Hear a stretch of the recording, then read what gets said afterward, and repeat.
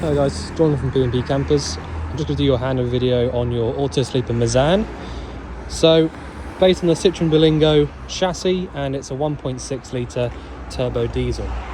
So, under the bonnet just here on the left, we've got your engine coolant reservoir, power steering fluid just up there to the right of that, and your brake fluid in this little tank at the back there. That is attached directly to your servo just behind there.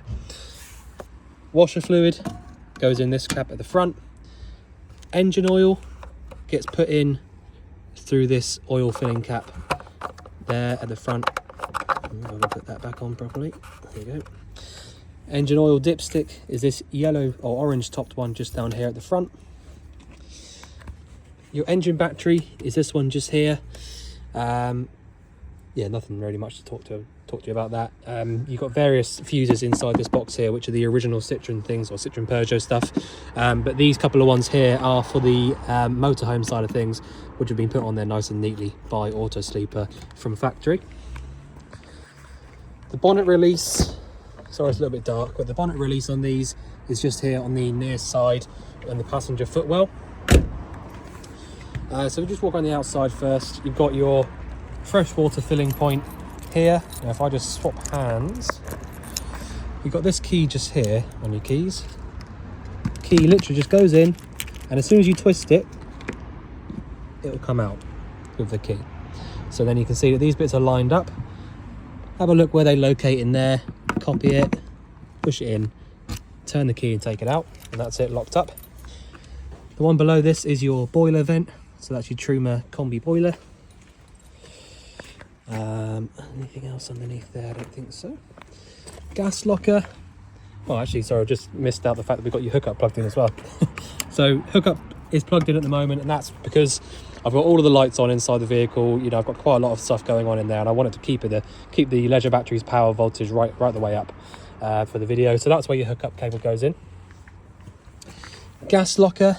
So you have got space for two of these bottles in here, or two of the smaller bottles in there. So basically, to turn the bottle on, you go anti-clockwise around to the left on the dial at the top, and clockwise around to the right turns it off. Otherwise, that is all you need to know about that locker in there. You know, you just need to make sure that you keep these tied up, and when you come to swapping it over, it's just a case of undoing that big bolt there and swapping it onto the new one and tightening it on. At the back of the vehicle, there's not really much to show you, to be honest. The only thing I do want to show is that you've got this little exhaust here. So that's the exhaust for your diesel heating, which I will show you how to use inside. This little sort of cover just here is the vent, or the sort of venting cover for your fridge. Because it's a gas fridge, it does need ventilation. I've got it lit up on gas at the moment, and I can feel hot air coming out through the top right hand side of this vent cover here. Just down here on the off side, you've got your wastewater drain off. So turning that literally closed and open. Easy as that. The diesel filling point is this one just here on the off side as well, so don't get that mixed up with the near side fresh water inlet. So that's your original Peugeot bit there. And I think that's about it for on the outside. Now inside, it's not my conventional kind of way of doing the handovers, as you'll see when we get inside properly in the back, but I will explain that to you. In the cab, it's pretty normal stuff. Hazard lights there in the middle. You can lock and unlock the cab from that button just there. Your electric windows are actually from here in the middle on the center console rather than on the doors. All of your fan heater controls down here are all down there, completely separate. You can adjust the mirrors from this little point just here. Well, actually, on these ones, tell a lie, well, kind of. That left-hand one there, the passenger side, is the one that you control with that one there. And you actually have to do the driver's side one manually. It's normal. I think all of these are like that. Depending on if it's a left-hand drive model or a right-hand drive, obviously, but it's just the way they are. So yeah, you got your radio. If I just undo the steering lock, radio functionality there on the right hand side of the steering wheel. Yeah, standard Clairon CD player and radio. But yeah, so it's all there, all original, and all working as it should. Nice low mileage on this one as well. So I'll just quickly explain, when we get in, the reason that I've got it, it doesn't look very it doesn't look very neat in here at the moment. That's because there's a lot of stuff under these two seats just here that I want to show you, so I thought it easier just to take it all up and show you it all properly, rather than reaching through and trying to not show you quite properly. But first of all, I'm going to show you your control panel up here. So straight away you'll notice that I've got this left hand side first button here is aiming down towards the L battery. So the L battery stands for leisure, and essentially that means that anything that's being powered in the back end is running from your leisure battery instead of your engine battery. So all the time that you've got your lights on back here, you want to light your boiler up, your heating, whatever, you need to have that down on L. Now sometimes the Autosleepers don't work at all anyway on vehicle battery. That's purely because they don't tend to wire them up back to front like that. Some of them do wire them back to front like that so that you can use the vehicle battery if you want to, but there's really no need for it. If you turned it over to vehicle there and turn all the lights on and left all your lights on all day, you would end up draining your vehicle battery down and not being able to start the van. So that's why you need to use it on leisure. And if you're not going to be using the vehicle at all, just literally switch this dial here back into the middle. It's literally a rocker switch, so you can go up, middle, or down. But at the moment, because I've got all the lights on, I've got everything on and I want to show you, I'm down on leisure. The next one across is your lights isolator. So you can leave every switch on for every light in here if you want to, and when you turn this button off, every single one of them will go off. Okay, so if you want to do it like that, you can do, and literally just use that as all the lights on and off switch, up to you. This one here is your pump switch. So at the moment I've got the pump switched up to internal water pump. I think there is a way on this one to run it from the external, but again, not really something you would tend to do. You would normally just fill the van up with water from that fresh point that I showed you, and then run it through the pump. So the way that you do that is push it up to the little pump symbol like I've got it now, and then you can go ahead and pull the tap and the pump will come on, vice versa. I'll explain that in a minute, but that's your pump switch there. Again, if you want to switch that off, just literally turn that little rocker switch back to the middle, and then when you pull the tap, nothing will happen, the pump won't turn on. The next switch along, you can see it's got a little battery symbol on it. So if you look over here on this right hand sort of gauge, look at the top part of the gauge, which is the battery part. So you can see there's a little battery sign in there, and then red, yellow and green. So when I press this, we can see what the level of the leisure battery is. So it should be reasonably high because the hookup cable is plugged in, and you can see the little light down there showing us that the Sergeant unit is charging that leisure battery. So if we have a look, there you go, all the way at the very, very top.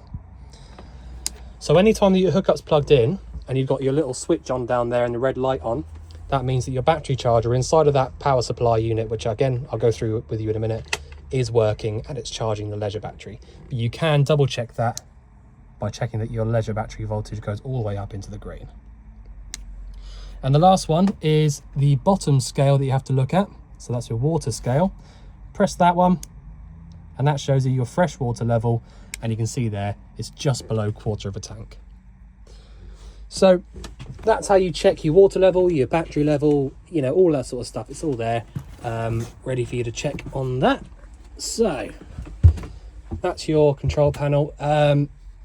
Right, so first thing you want to do, if you want to heat your water up, assuming you've got fresh water in the tank, if you want to go ahead and heat that up and use your boiler properly and all that sort of stuff, first thing you need to do, turn your pump switch on. By the way, there is a brand new pump fitted in here, which I have literally just fitted about 10 minutes ago. The old one had packed up due to the weather, unfortunately, so you've got a nice brand new pump. The pump that was in it had been fitted from brand new because it had Mezan written on it, just like the boiler does. So it's just like it's kind of like a wear and tear item. It's like kind of like a clutch, if you like, in a car. You know, they can kind of go at any point, but they do tend to last a long time. But you've got a brand new one in there.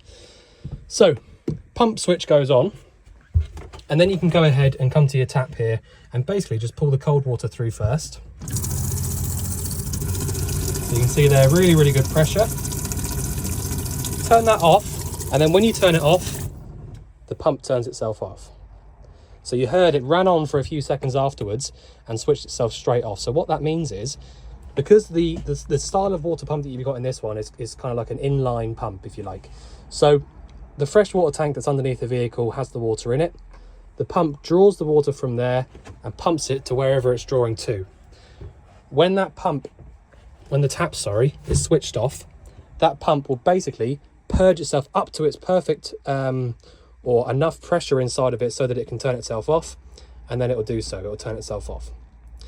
If that pump doesn't get up to pressure or enough pressure, it will not turn itself off. So that is something to keep your eye out on. Make sure that if you turn your pump switch on there, make sure that your pump isn't running until you pull the tap. Okay. Once you've done that, you know that your freshwater sort of side of the system is completely pressurized. You can then go to the left for the hot and make sure that that's the same. Good pressure. Turn it off. Pump will turn itself off. There you go. So the hot water side is completely different to the cold. So the cold literally just has to come from the tank straight to the tap through the pump. Whereas the hot water side has to come from the tank to the pump, through the boiler, and then to the tap. So if your boiler isn't full of water, you won't get any water coming through the tap here until the boiler's full. All right, so the only way to make sure that your boiler is full is by doing what I've just shown you there, which is why it's so important. If you don't pull the water through the tap there and make sure that you've got hot water coming through, well, not actually hot water, but make sure that you've got water coming through the hot side of the tap, you can't know until you've done that. There's no way of knowing that your boiler's got any water in it at all. There's no sort of level sensor or gauge to tell you how much water is in this boiler. If you turn the boiler on and there's no water inside of it, it will overheat. All right, because you're basically heating up nothing. So just purely by doing that, by turning your pump on, pulling the hot water side of the tap and making sure that the pump turns itself off when you turn it off, proves to you that your boiler's full. The only time that you'd want to drain this boiler out as well, which is by lifting up this little yellow tab down here. When I lift this tab up, basically any water that's inside that boiler will just dry straight out onto the floor. So if I just show you what that's like, bearing in mind I've got the pump on, so when I lift this up, the pump will probably come on. And then turn itself off. All right, so essentially what happened there is I lifted up the boiler drain. Like I said, this is this little yellow tab. I lifted up the boiler drain, which then obviously drains the boiler out from any water that's inside of it. When it's pumping out like that with the pump on, the pump is automatically going to try and fill this boiler back up again. So that's why when I lifted that up, pump came on, replenished the water inside of here, and then turn itself off. All right, so that's how that whole system works. If you wanted to drain your water out nice and easily, you can just literally turn your pump on and lift that drain down there. There probably is a freshwater. I didn't do the HAB check on this one, so I'm not 100% sure where the freshwater drain is, but it might be under the driver's seat there, passenger seat, sorry. Can't quite remember. But yeah, I think the tank sits down there somewhere. I'll have to have a look into that. But anyway, there's various ways of draining out that fresh tank. Even if you just pull it all through the tap, it'll just go to the waste tank, you know. But there you go. So that's how you use your boiler. It's really important to just look after this thing. The only thing you have to do with it, other than making sure that it's full by doing what I've just shown you there, is when it gets sort of freezing temperatures like it is now, you need to lift this up and just leave it open. Just make sure that you leave that open. If you leave this shut and the water inside of this boiler, which is pressurized, freezes, the boiler and the pipes surrounding the boiler will freeze up and expand and crack. That's the kind of the biggest worry with the motorhomes. If you're not going to be using this vehicle during the winter months, you have to drain out that boiler there, because this is the most expensive part in here. So that's just really important. Just make sure that you look after this, and then the rest of the van is pretty straightforward. When you come to, I feel like I'm going on about this loads now, but when you come to filling this back up again, so when you come to when you get the van, basically, this boiler will be empty because I'm going to be draining this out after the video. In fact, I'm going to do it now so that I don't forget. So I'm going to turn the pump off like that, and then drain it out. So lift it up, and you can probably hear all the water draining out onto the floor. So I'm just going to leave that open.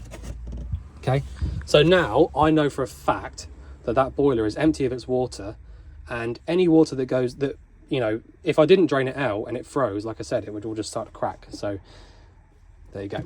So when you come to filling that back up again, when you first turn, if you've, you know, obviously you need to put your fresh water in the tank and make sure you've got enough water. But when you first turn that pump switch back on, it will take a couple of minutes or so for you to get hot water, you know, the hot water side doing anything at all, because the boiler is empty. So until that boiler fills itself up with the pump on, you won't get anything there. But when as soon as you do start getting water through there, you can turn your tap off, and that proves to you that your boiler's full. Right, enough about the boiler. So the next bit is, I'll tell you what I'll do. I'll just show you how to actually use the boiler whilst we're down here. So not enough about the boiler, I suppose. So you've got this little dial down here. Again, sorry it's a bit dark, but what it says on it is Truma Ultra Store. So the actual boiler that you've got is called a Truma Ultra Store, and it works on gas or electric. So this dial down here is the gas only functionality of this boiler. So if I just show you what you have to do, you literally, sorry it's a bit awkward to show you, you've got 30 all the way through to 70 written on it. And to switch it on, you literally turn the outer ring once round to the right, it will light up, and you can leave it, and it'll basically just get to the temperature that you've set it to. Turn it off, and it really is as simple as that. You need to make sure that you've turned the vent, taken the vent off outside that I showed you. So there's like a little spider cover basically for it. Make sure that you've taken that off, otherwise that will not light up. The other way of using the boiler is this switch just here, and that is your 240 volt switch.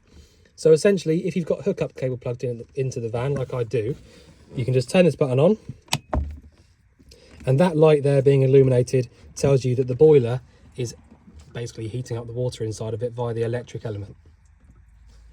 Okay, but again, I haven't got any water inside of it now, so I can't use that. I'll tell you what I'll do, because I've got enough water in the tank, I'll show you how to fill it back up, just so that you know, because that can be quite a lot to take in. I'll show you how to do that at the end of the video. So, Sergeant unit here, so that's your power supply unit, or your PSU. So I'm not sure exactly which one it is. It might be a EC 160 or something. Not sure. Or it might be an EC 200. So, like I said, you've basically got your red switch at the top there, which when you plug your hookup in, that'll light up and tell you that your battery charger is working. You've then got 8 fuses down here, which there is a corresponding sticker just here telling you what all 8 of those fuses do. That's 12 volt. And your mains trip switches over there as well. So they're also written on here telling you exactly what they do.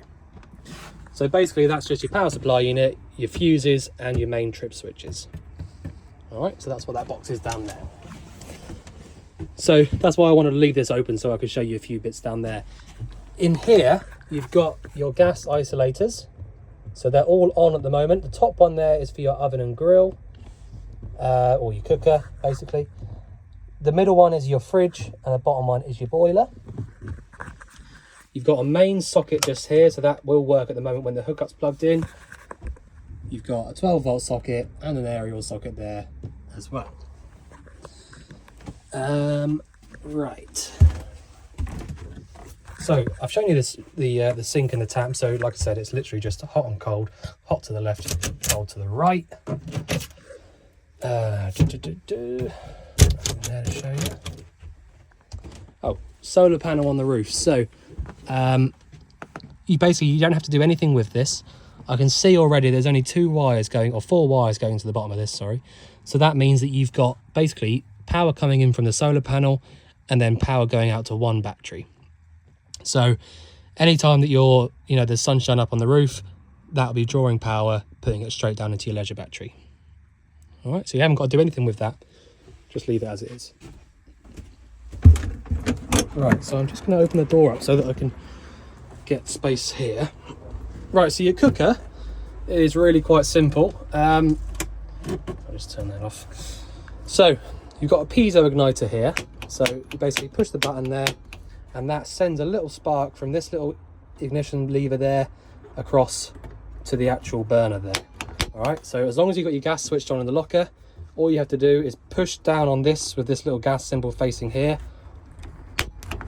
whilst pressing the button, and it should light up eventually. Maybe I've got the wrong one. There you go. So I wasn't pushing the button in hard enough because I was doing it with the wrong hand. So that's how you use that. So you basically just push whichever one you want to use, push it in whilst pressing the piezo igniter there. Oh, I can't do it with my right hand. But that's basically how it works. When you turn it off, after a few maybe 10-15 seconds or so, you'll hear a loud click, and that's basically your thermocouple working, stopping any excess gas coming through. You have also got the grill down here, which has also got a piezo igniter to make that work, and your gas there. All right. I wouldn't say that's been used, to be honest. It looks completely brand new to me, so I'd be surprised if that's been used before. The fridge you can use on 12 volt mains or gas. Okay, so at the moment I've got the fridge lit up on gas, and you can tell that because I've got the gas flame symbol here and the igniter switch is on, but it's not igniting. So if the igniter switch is on and it's not igniting, it tends to mean that your gas is switched on at the back there, and that the ignition doesn't need to be on anymore because it's lit. Okay, so if I just show you how to use that side of it first. So assuming you've got your gas switched on and your power on your main control panel, all you have to do, turn your ignition switch on, push in and round to the left on this left hand dial. Ignition has stopped because the flame's lit. I can let go of that, and as long as that stays off, stops flashing, it's lit. You can also, if you want to, have a look in there and physically see the blue flame. And if you're still not happy with it, you can go around to the back and put your hand over that vent that I showed you outside to make sure you've got warm air coming through. Okay, so that's how you light the fridge up on gas. To turn it off, just like that, ignition switch comes back on because the flame's gone out. Turn the ignition switch off. That's it. Okay, so that's one way of using the fridge by itself. That will get the fridge cold by itself after 2, 3, 4 hours.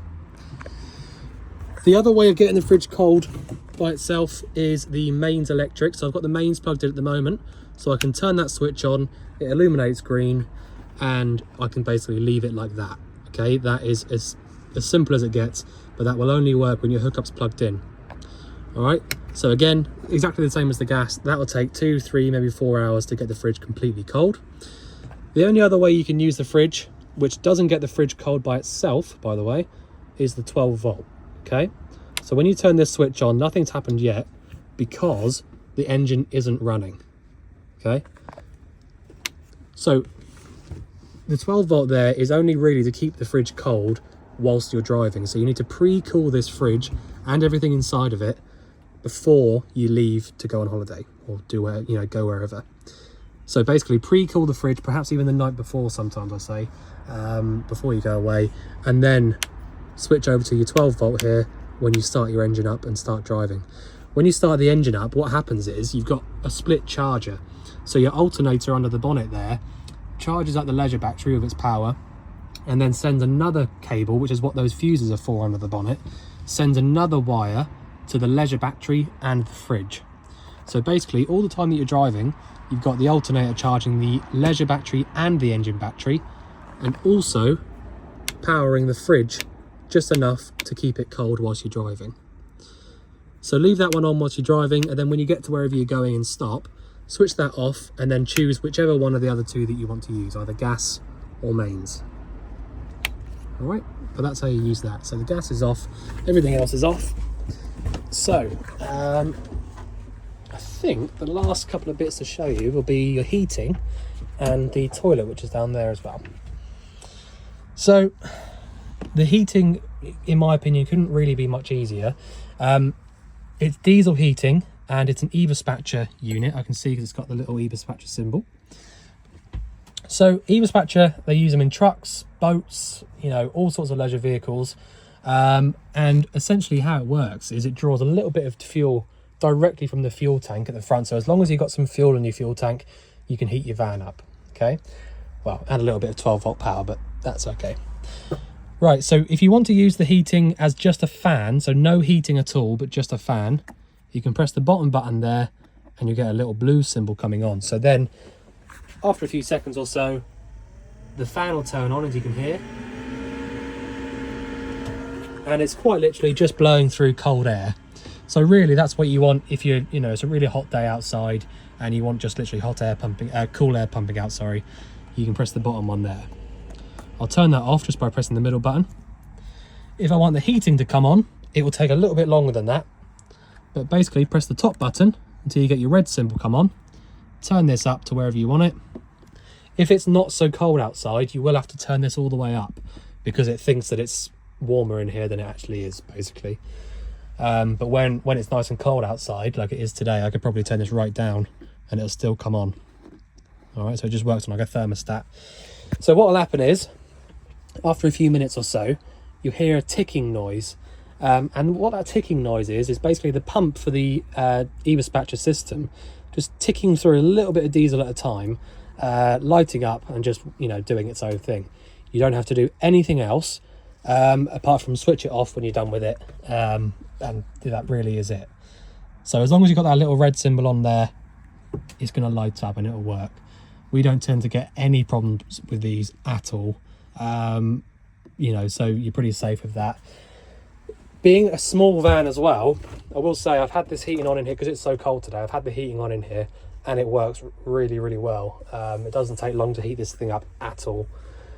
But yeah, so that really is it. You just literally turn it off again by pressing the middle button when you're done with it. If you have had it on for a little while, it obviously will carry on for a few minutes or so just to cool itself down. But that's it. I think the last bit to show you is your toilet, which is down here. Right, let me just get this little cap over. Okay, so the toilet down here, well, there's not really much to show you about it, really. I mean, it's just, you just undo it basically from there, pull it out. It's all, you know, it's all very, very self-explanatory, very simple. The only other thing I will mention is that I've got the wiring and stuff for your reversing sensors all come through just through this little vent here, just because it was nice and easy for me to put it through there rather than drilling new holes into it and things. But that's what all that stuff is there. It still comes, the toilet still comes in and out nice and easy. But yeah, there you go. So I think that's about as much as I can show you in the vehicle. I don't think there's much else to go through. If there's anything you think I've missed out or anything you'd like going through again, just let us know. But otherwise, we look forward to seeing you soon to collect your van. Thanks very much.